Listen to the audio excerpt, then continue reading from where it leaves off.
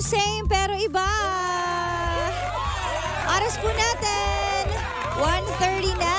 Yes, yo. Hello po sa inyong lahat. Welcome back. Yes, we are live now on Facebook. Kaya naman, punta ka na sa ating Facebook, Energy FM 106.7 o kaya naman DJ Kara.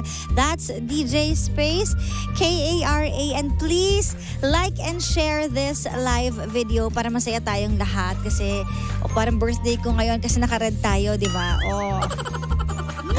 Push natin yung red today. Sa lahat ng mga naka-red today, kumusta ka, ha? It's your birthday. Nakamit mo ba lahat ng gusto mong makamit today?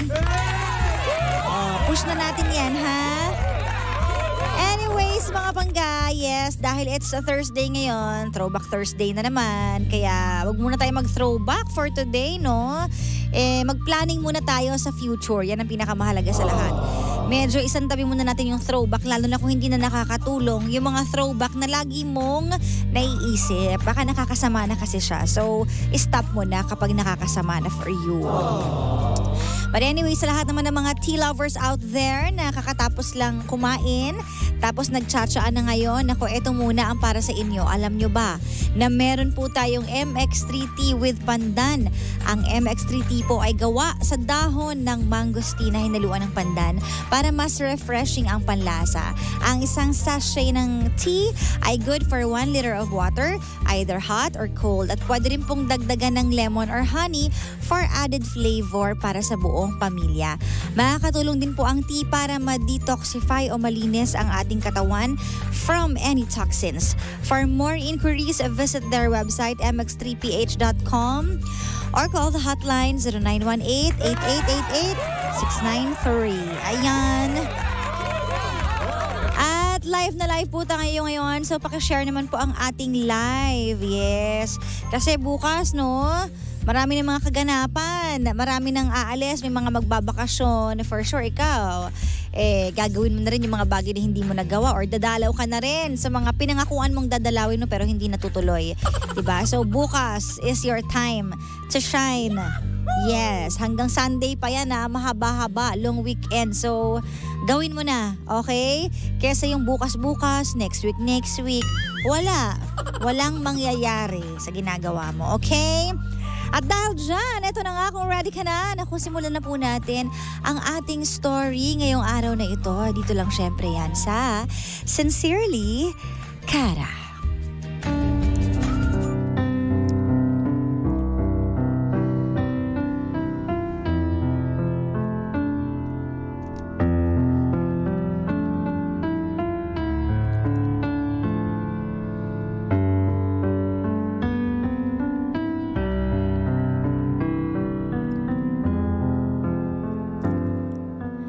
Na-experience mo na ba yung magtapat ka sa isang tao or magparamdam ka sa isang tao na hindi mo naman sure kung gusto ka rin ba?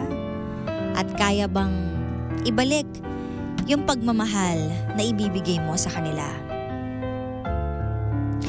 Susuko ka na lang ba or ilaban mo talaga? Ito ang story ni Daisy na merong tinatagong nararamdaman para sa kaniyang katrabaho na co-teacher niya. Sabi niya madalas daw silang magkaroon ng biruan at yung feelings niya sa lalaki ay dinadaan niya sa biruan.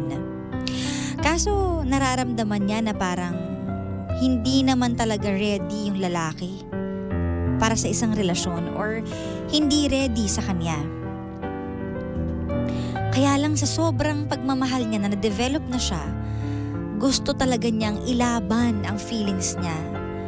Kaya naman sabi niya, I don't mind kung ako ang magparamdam sa lalaking ito. Kahit sinabi na nung lalaki na gusto niya mag-focus lang sa career, ayaw niyang sukuan. At lalong-lalo na, ngayong Feb 14 ay may balak din siyang gawin. Ano nga kaya ang mararating ng pagmamahal ni Daisy para sa kanyang co-teacher? Iririsk ba niya? O titigil na lang siya kung nafe-feel niyang wala na talaga? Let's hear it straight from the heart of our sender for today. Hello po, DJ Kara.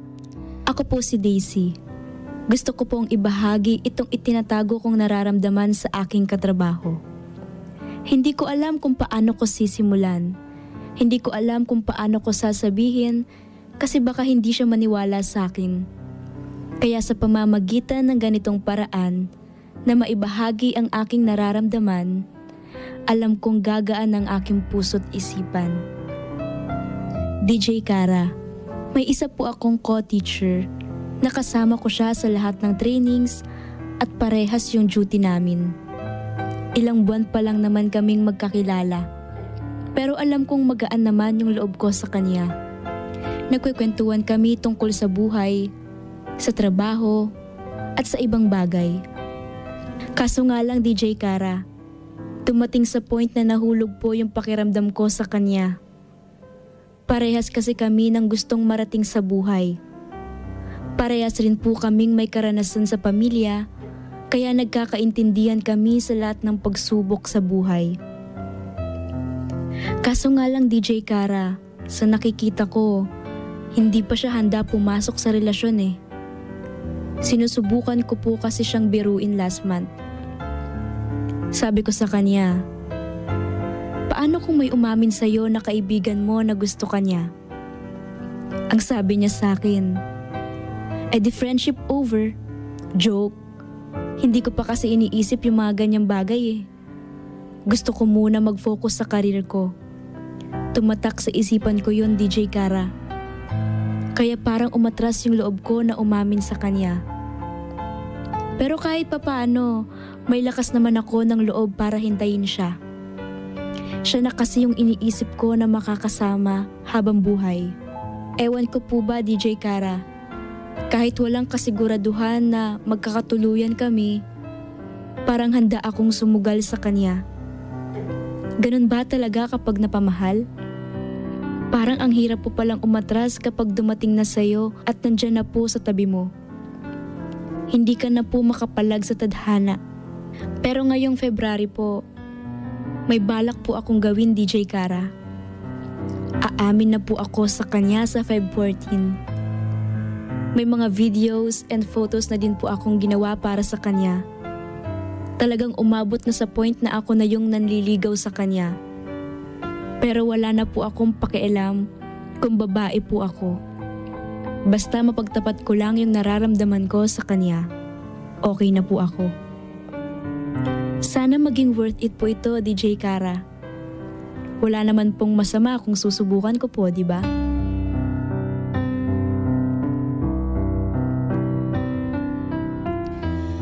Well, Daisy, nako, for sure may ibang mga kababaihan na makaka-relate sa'yo kasi in this new generation, nangyayari na talaga yan na ang nagpaparamdam kung minsan ay yung mga girls. At meron din namang nagiging successful, merong hindi. So, risky yan. Pero depende talaga yan sa'yo. Kaya naman hingin natin ang comments dito sa ating Facebook Live. You can send your comments sa ating Facebook. Hanapin nyo lang po DJ Kara or Energy FM 106.7. Ano nga ba ang maipapayo nyo or masasabi nyo kay Daisy? Siya ba ay susuko na lang or ipupush niya yung nararamdaman niya? Sabi dito, walang magandang future ang isang relasyon na sapilitan. Dapat ang pagmamahal ay kusang nararamdaman. If the feeling is not mutual, go away. That way, the right person will have the chance to find you. Sabi ni Peter Smeng. Ay naku po teacher, sana hintayin mo yung tamang panahon. Mahirap po kasing isapalaran ang pagmamahal. Sabi naman to ni Sheila. Wait for the right time daw. Kung yan ang nararamdaman mo, sabihin mo na, i-take mo na ang risk pero ihanda mo lang ang sasabihin niya kung magalit siya. Ibig sabihin, hindi ikaw ang gusto niya.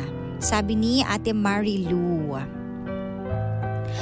Daisy, as a teacher, have decency and disrespect sa sarili mo. Nako, mag-antay ka na lang ikaw ang ligawan. Nako, sabi ni Ate Arlene, maghintay ka na lang daw. Ganon din ang sinabi ni Rovicel, hintayin mo na ikaw ang ligawan ate. Sabi ni Rovicel, sabi pa dito, one-sided love, mas okay kung sabihin mo ang feelings mo sa kanya. Kung okay naman sa kanya, edi go. Kung ayaw sa'yo, edi let go. Kasi mahirap talaga yan. Sabi ni Jane. Sabi naman dito, go push basta be ready sa friendship over. Ay, maganda to. Sabi ni Mona Montero, oo nga naman, dapat ready ka talaga. 2024 na, wala nang masamang iparamdam ang nararamdaman mo para alam niya, sabi ni Nene. Sabi pa, try mo tayo magtapat, malay mo mag-iba siya ng pananaw sa buhay. Sabi ni Lorena. Huwag ka sumuko kung talagang mahal mo, i-push mo. Sabi naman ni Brian Hernandez. Well, medyo hati-hati ang comments ng iba, diba? May nagsasabi na hintayin mo, naligawan ka. May nagsasabi na i-push mo, diba? Para malaman mo na agad, basta ready ka. Well, I think it depends on the situation. Kasi may mga situation na awkward, may mga situation na okay. So, Ate Daisy, ikaw lang naman din ang makakaalam niyan at makaka-feel kung tama ba yung sitwasyon para sa inyong dalawa? Hindi ba siya ma-awkward? Gaya nga ng tinanong mo, friendship over na daw kayo. At alam mo din sa utak mo na ang focus niya is career. But then again, wala naman talagang mawawala kung i-risk mo. Basta, you're willing to take the risk. Diba? Nasa sayo yan kung ipupush mo ba at ready kang masaktan. Kasi if you remove your expectations from people, you will remove their power to hurt your feelings. So, mahirap yan diba? Mag-expect. Pero pag hindi ka nag-expect, just go with the flow, mas kakayanin mo siguro. Diba? But sa sitwasyon mo, para ang hirap no? Hindi ba masasabi natin na hilaw pa? Kung magpe-prepare ka ng Valentine's for him, hindi ba siya mabibigla? Baka naman mamaya paglabas mo bigla may fireworks ka dyan, may pa-flowers ka. Alam mo yun, minsan kasi may mga lalaking ganun na hindi sila sanay ng ganun. Pero may mga lalaki naman na sanay sila na okay lang. So siguro kailangan mo munang i-weigh. Depende sa pagkatao niya. Kung siya ba yung tipo ng lalaki na gusto niya yung romantic, gusto niya yung sweet, or ayaw niya nang ini-effortan siya ng ganun. Kilalanin mo muna siya ng husto. Pero a simple gesture, it's okay. Kung halimbawa ang gusto mo lang naman sharean siya ng ulam mo nung that day, 'di ba? Ng Valentine's, wala namang masama doon. Pero yung extra effort na binabalak mo, pag-isipan mong mabuti. Kailangan mong i-gauge kung okay ba sa kanya yung mga ganong klase kasi baka mamaya lalong ma-turn off. Pwede rin namang lalo siyang matuwa, pero hindi kasi natin alam. So malalaman mo lang 'yan kung malalaman mo ang personality niya talaga. Alam mo yung pasikot-sikot sa kanya. Kung gano'n naman, edi why not go? 'Di ba? Kung lagi naman kayo nag-uusap, may mga sinasabi siya sa'yo at palastas mo na yung ugali niya, then why not? Pero you have to think twice.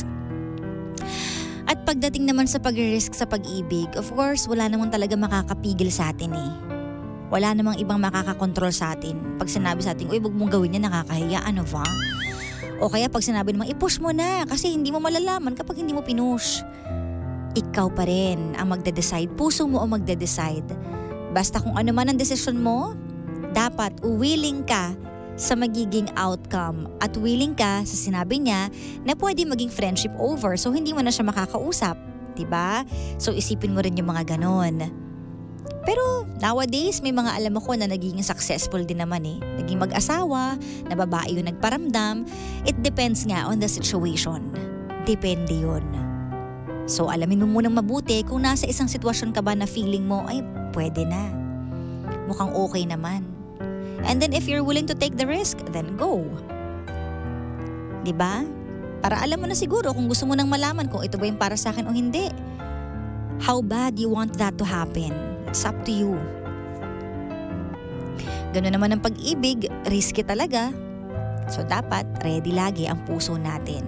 And love without risk is an impossibility, like war without death. Sincerely, Kara.